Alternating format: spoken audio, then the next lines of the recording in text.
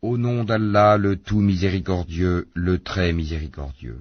Ô prophète, quand vous répudiez les femmes, répudiez-les conformément à leur période d'attente prescrite, et comptez la période, et craignez Allah votre Seigneur. Ne les faites pas sortir de leur maison, et qu'elles n'en sortent pas, à moins qu'elles n'aient commis une turpitude prouvée. Telles sont les lois d'Allah. Quiconque cependant transgresse les lois d'Allah se fait du tort à lui-même. Tu ne sais pas si d'ici là, Allah ne suscitera pas quelque chose de nouveau. Puis, quand elles atteignent le terme prescrit, retenez-les de façon convenable, ou séparez-vous d'elles de façon convenable, et prenez 2 hommes intègres parmi vous comme témoins, et acquittez-vous du témoignage envers Allah.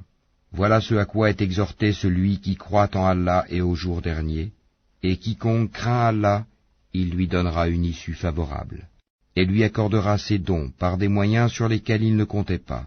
Et quiconque place sa confiance en Allah, Allah lui suffit.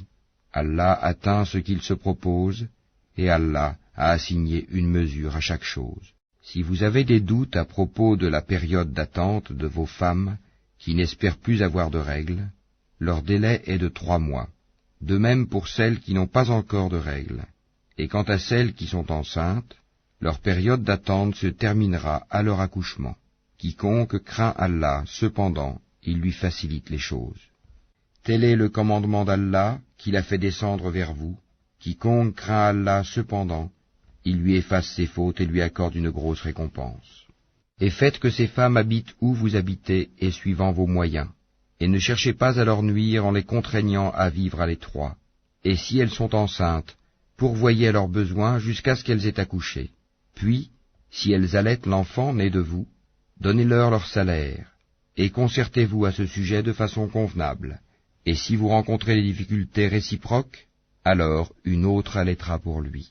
Que celui qui est aisé dépense de sa fortune, et que celui dont les biens sont restreints dépense selon ce qu'Allah lui a accordé. Allah n'impose à personne que selon ce qu'il lui a donné, et Allah fera succéder l'aisance à la gêne. Que de cités ont refusé avec insolence le commandement de leur Seigneur et de ses messagers.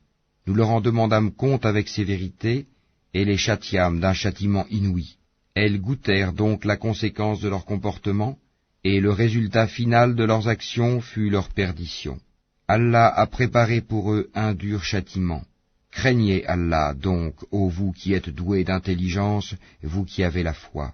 Certes, Allah a fait descendre vers vous un rappel, un messager qui vous récite les versets d'Allah comme preuve claire, afin de faire sortir ceux qui croient et accomplissent les bonnes œuvres des ténèbres à la lumière. Et quiconque croit en Allah et fait le bien, il le fait entrer au jardin sous lesquels coulent les ruisseaux, pour y demeurer éternellement. Allah lui a fait une belle attribution.